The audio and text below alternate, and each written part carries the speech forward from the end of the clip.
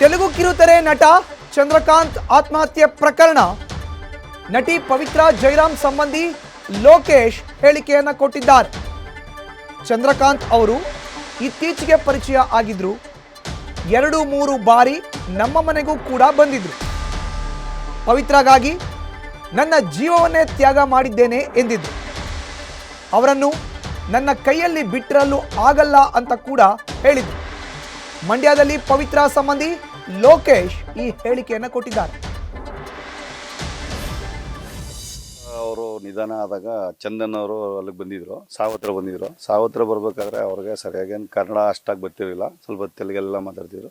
ಅವ್ರ ಜೊತೆ ಸಂಪರ್ಕದಲ್ಲಿ ನಾನಿದ್ದೆ ಚೆನ್ನಾಗಿ ಸ್ವಲ್ಪ. ಆಮೇಲೆ ಹೈದರಾಬಾದಿಂದ ಬರಬೇಕಾದ್ರೆ ಅವತಾರ ಬಂದಾಗ ನಮ್ಮ ಮನೆಗೆ ಬಂದು ಹೋಯ್ತಿದ್ರು ಅವರು, ನಮ್ಮ ಪವಿತ್ರ ಎಲ್ಲ ಬರ್ತಿದ್ರು.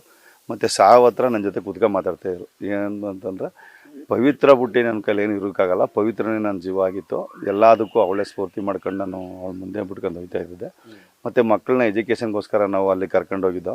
ಮಗಳನ್ನ ಈಗ ಎಜುಕೇಷನ್ಗೆ ಸೇರಿಸಿದ್ದೀವಿ ವಿದ್ಯಾಭ್ಯಾಸಕ್ಕೆ. ಮತ್ತು ಮಗನಿಗೂ ಮುಂದಿನ ಇದರಲ್ಲಿ ಒಂದು ಧಾರಾವಾಹಿಗೆ ಅವನಿಗೂ ಸೇರ್ಸೋಕ್ಕೆಲ್ಲ ಇದು ಮಾಡ್ದೋ.